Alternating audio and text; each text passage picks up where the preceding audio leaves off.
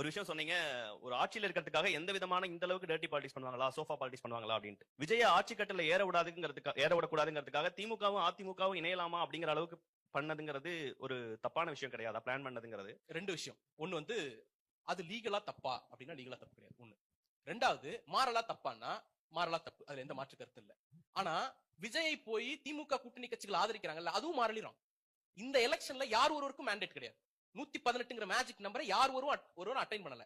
2006ல திமுக கூட்டணி 160 பிளஸ் வந்துச்சு. கலைஞர் தான் சிஎம் கேண்டிடேட்னு பொசிஷன் பண்ண அந்த கூட்டணி இருக்குல்ல, அது 160 கிராஸ் பண்ணிடுச்சு. அப்ப அதுல வந்து நீங்க இந்த லாஜிக் பொருத்தி பார்க்க முடியாது. இன்னைக்கு விஜய்க்கு மேண்டேட் கிடையாது, திமுகவுக்கு மேண்டேட் கிடையாது, ஏடிஎம்கேக்கு மேண்டேட் கிடையாது.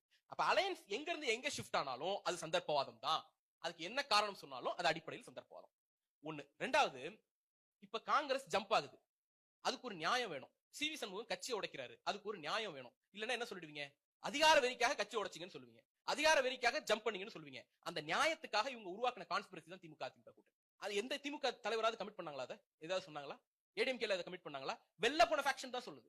இன்னொரு முக்கியமான விஷயம், கம்யூனிஸ்டுகளும் விடுதலை சிறுத்தைகளும் சொல்ற விஷயங்களை பாருங்க. தகவல் வந்துச்சு, பேசப்பட்டுச்சு, சொன்னாங்க அப்படின்னு சோர்ஸ் பேஸ்டா தான் சொல்றாங்க. அது என்ன அர்த்தம்? கவர்னர் ரூல் வரக்கூடாது, பிரசிடென்ட் ரூல் வரக்கூடாது, பிஜேபி இன்டைரக்டா வரக்கூடாது. இவங்க விஜய இழுத்தடிக்கிறாங்க. விஜய் பிஜேபி எதுக்க மாட்டாரு, விஜய் கவர்னர் எதுக்க மாட்டாரு, கொஸ்டின் பண்ண மாட்டாரு. அப்ப நாளைக்கு என்னால ஆட்சி அமைக்க முடியாதுன்னு அவர் பின் வாங்கிட்டா வாட் இஸ் நெக்ஸ்ட் ஆப்ஷன்? எலெக்ஷனுக்கு போறது. அப்ப செகண்ட் ஆப்ஷன் என்னன்னு ஒரு பொலிட்டிக்கல் பார்ட்டில ஏன் லெவல்ல உங்க லெவல்ல செகண்ட் லெவல்ல தேர்ட் லெவல்ல ஒரு டிஸ்கஷன் நடக்கிறதுல என்ன தப்பு? அப்ப அடிப்படையில அந்த டெசிஷன் எடுக்கப்படல. அதை மீறி இவங்க தப்பிக்கிறதுக்கு நீங்க ஜம்ப் பண்றதுக்கு ஒரு காரணம் சொல்லணும்ல. அந்த காரணமாக சொல்லப்பட்டதான் திமுக அதிமுக கூட்டணி அப்படின்னு தன்னுடைய தவறை நியாயப்படுத்துவதற்காக அவர்கள் எங்கள் மீது பழி சுமத்தினார். அவ்வளவுதான்.